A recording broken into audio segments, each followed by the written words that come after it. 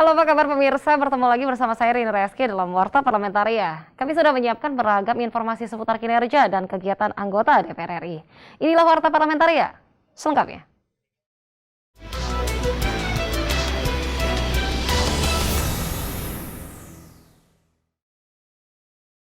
Pimpinan DPR RI mengapresiasi rencana lahirnya Partai Buruh yang digagas Konfederasi Serikat Pekerja Indonesia atau KSPI. Hadirnya Partai Buruh diharapkan dapat menyalurkan aspirasi dari seluruh elemen buruh di Indonesia. Wakil Ketua DPR RI Sufmi Dasko Ahmad yang ditemui di Gedung Nusantara 3 Senayan Jakarta baru-baru ini mengapresiasi dan menyambut baik KSPI yang berencana menghidupkan kembali Partai Buruh. Nah, di alam demokrasi ini memang sebaiknya menyalurkan aspirasi itu pada maksud saya di parlemen untuk memperjuangkan aspirasi yang ada itu melalui mekanisme yang memang sudah dibentuk oleh demokrasi kita. Sementara itu, terkait kericuhan Yahukimo, Wakil Ketua DPR RI Sufmi Dasko Ahmad menyampaikan duka cita dan prihatin atas terjadinya kerusuhan tersebut. Sufmi Dasko mengimbau seluruh masyarakat agar tidak terpancing isu-isu yang tidak berdasar dan mewaspadai adanya upaya memecah belah di Papua. Nah, yang mesti diwaspadai memang adanya upaya-upaya untuk memecah belah, terutama di Papua dengan isu-isu yang kemudian tidak berdasar. Nah, oleh karena itu pendekatan persuasif tetap diperlukan untuk menenangkan keadaan, menenangkan rakyat di sana. Namun kita minta aparat juga bertindak tegas apabila kemudian menemukan oknum-oknum yang tidak bertanggung jawab atau KKB yang coba membuat kerusuhan. Zikri dan Denus, TVR Parlemen, melaporkan. Tim Kunjungan Kerja Badan Urusan Rumah Tangga atau BURT DPR RI meninjau pelayanan kebandaraan Jumpa Travel di New Yogyakarta International Airport atau NYIA yang diharapkan menjadi solusi bagi pelayanan untuk anggota dan memudahkan prosedur kebandaraan yang rumit. Ketua Badan Urusan Rumah Tangga atau BURT DPR RI Agung Budi Santoso mengatakan, seluruh sistem koordinasi dan kolaborasi yang dilakukan secara bersama oleh seluruh pihak kebandaraan telah menciptakan kenyamanan tersendiri untuk para konsumen. Ya, tadi paparannya ternyata Jumpa mempunyai satu layanan standar ya, baik turun dari mobil sampai ke pesawat dibantu atau sebaliknya dari pintu pesawat sampai ke mobil. Tidak hanya itu, ya, beberapa fasilitas yang diberikan dalam layanan Jumpa adalah terhadap bagasi, ya, akan bisa dibantu. Agung pun mendorong para pekerja layanan bandara, terutama Jumpa Airport VIP Service, profesional dalam memberikan jasa layanan bandara, baik kepada anggota dewan maupun pengguna jasa layanan bandara lainnya. Ya, tentunya yang mungkin bisa diberikan adalah bagaimana menginformasikan penerbangan secara tepat. Ya, kalau mundur itu ya disampaikan supaya kita tidak terlalu lama di sini. Makanya itu tadi upaya kita untuk mencegah dalam upaya pencegahan penyebaran COVID itu ya di situ supaya kita tidak lama-lama di bandara. Dari Daerah Istimewa Yogyakarta, Tegar Aziz, TVR Parlemen melaporkan. Komisi 10 DPR RI mengapresiasi kesiapan panitia PON 20 Papua dalam menyelenggarakan PON 20. Komisi 10 berharap hasil dari PON 20 ini dapat menghasilkan atlet Indonesia berkualitas. Anggota Komisi 10 DPR RI Iliza Sa'adudin Jamal memuji keramah tamahan masyarakat Papua dalam menyambut kedatangan atlet maupun tamu PON 20. Iliza berharap meski sempat tertunda setahun, PON 20 tetap terlaksana dengan baik.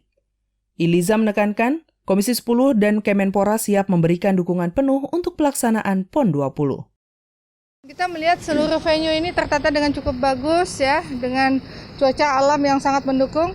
Dan sejauh ini belum ada keluhan dari para peserta gitu ya, dari apa yang kita diskusikan, semua berjalan dengan cukup baik dan penyambutan sepanjang jalan dengan orasi, terus penampilan nyanyian dan sebagainya dari seluruh masyarakat dengan penuh semangat. Ini menandakan insya Allah PON ke-20 ini akan berlangsung sukses. Iliza memberi catatan terkait aturan pelarangan peserta pelatnas mengikuti PON harus disosialisasikan lebih awal pada atlet. Dan ya target Panahan mudah-mudahan PON ini akan bisa menghasilkan atlet yang berkualitas yang nanti juga akan bisa mengharumkan nama Indonesia di mata dunia insya Allah. Jadi kita optimis dari Papua untuk terus berjuang agar Panahan Indonesia kembali memberikan prestasi-prestasi terbaik ke depan. Dari Jayapura, Papua, Amita Pradita, TVR Parlemen melaporkan. Jangan kemana-mana pemirsa, karena kami masih memiliki banyak informasi lain dalam Warta Parlamentaria. Di antaranya datang dari Ripka Ciptaning yang mengapresiasi kegiatan Lokakarya di Sukabumi. Setelah jeda berikut ini.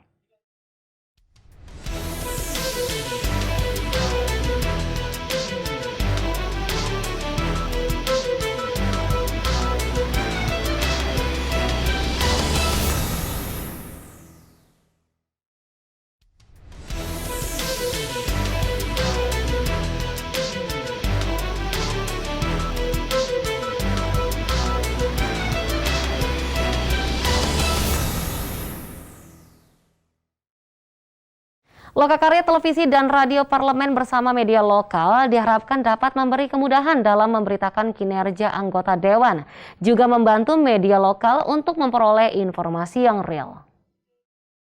Anggota DPR RI Ripka Ciptaning menyambut baik terselenggaranya Lokakarya di Sukabumi, Jawa Barat, dengan harapan media massa dapat semakin mencerdaskan masyarakat.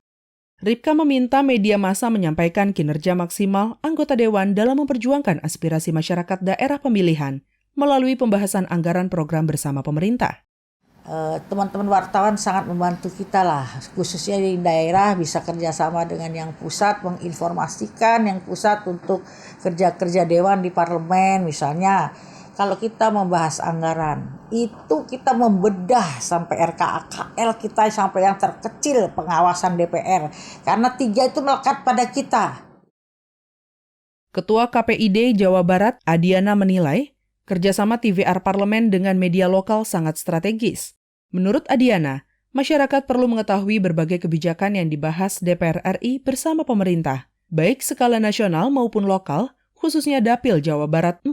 Ini dengan kawan-kawan lembaga penyiaran lokal, sehingga kolaborasi ini memang harus real, harus gimana caranya, misalkan siarannya misalkan ada ada jam-jam tertentu, ada durasi tertentu untuk disiarkan tentang informasi atau konten yang kemudian dibuat oleh TVR Parlemen ini.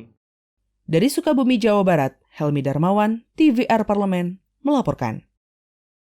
Komisi 6 DPR RI mendorong digitalisasi UMKM berbasis data tunggal berjalan efektif dan mampu membangun interkoneksi berkelanjutan dengan berbagai pihak terkait. Ditemui usai rapat dengan Menteri Koperasi dan UMKM, anggota Komisi 6 DPR RI Inyoman Patra mengatakan digitalisasi data tunggal UMKM menjadi sangat penting, serta memudahkan pemerintah dalam melakukan perencanaan program, bimbingan dan pelatihan, pembinaan untuk pelaku UMKM. Digitalisasi data tunggal ini penting sekali karena selama ini semua kementerian hampir semuanya mengurus tentang UMKM, koperasi dan UMKM, tapi datanya tidak satu. Nah, dengan adanya program digitalisasi data tunggal UMKM itu akan memudahkan nanti di dalam mengetahui jumlah. Lebih lanjut, Nyoman Patra menilai maraknya kebocoran data, hal ini harus diantisipasi. Jangan sampai kebocoran data terjadi dalam program digitalisasi data tunggal UMKM tersebut. Nyoman berharap agar membina pelaku UMKM hingga mampu meningkatkan penjualan produk UMKM. Berkait dengan persoalan digitalisasi data tunggal UMKM, kita berharap juga data yang nanti sudah terkumpul tidak dipermainkan seperti di Kementerian Kesehatan. Jadi data-data orang yang naik pesawat dan lain sebagainya kok bisa bocor. Data orang yang sudah vaksin kok bisa bocor. Saya berharap betul dari awal ini kita mengingatkan ketika nanti dilakukan digitalisasi dari data UMKM kita tidak ada kebocoran. Mario Hasiholan, TVR Parlemen, melaporkan. Komisi 4 DPR RI meminta pemerintah untuk mencarikan solusi konkret terkait permasalahan pupuk bagi para petani yang sampai saat ini masih sulit diakses. Ditemui usai rapat kunjungan kerja spesifik Komisi 4 DPR RI ke Kabupaten Pandeglang, Banten, anggota Komisi 4 DPR RI Nuraini menyampaikan, Kabupaten Pandeglang memiliki potensi yang cukup luas di sektor pertanian. Namun menurutnya, seperti daerah lainnya di Indonesia, sektor pertanian di daerah yang dipimpin Bupati Irna Nurlina tersebut tak luput dari berbagai persoalan. Yang diputuskan saat ini masyarakat petani kita, khususnya tadi yang saya dengarkan, bahwa masih petani ini yang menjadi persoalan utama adalah persoalan pupuk. Pupuk yang bersubsidi, petani mendapatkan pupuk yang murah, mudah, cepat. Ini kan masih jadi kendala. Sementara itu, Ketua Komisi 4 DPR RI Sudin mengaku prihatin masih adanya kelangkaan pupuk dan menurunnya produktivitas petani. Pasalnya, menurut Sudin, Presiden sudah mensubsidi pupuk sebesar 33 triliun. Itu maka kemarin saya bilang, kami sepakat membuat panja pupuk. FGD dengan Kementerian Pertanian sudah. Aspirasi ke masyarakat petani sudah. FGD sama pabrik pupuk sudah. Nah, tinggal kita gabungin. Pemilik kartu tani itu namanya Himbara, Himpunan Bank-Bank Negara. Pabrik pupuk sama pertanian. Kita gabung, kita rangkum. Dari Pandeglang, Banten, Fitian Aunilah, TVR Parlemen, melaporkan. Pemirsa, kami masih memiliki banyak informasi lain dalam Warta Parlamentaria. Tetaplah bersama kami.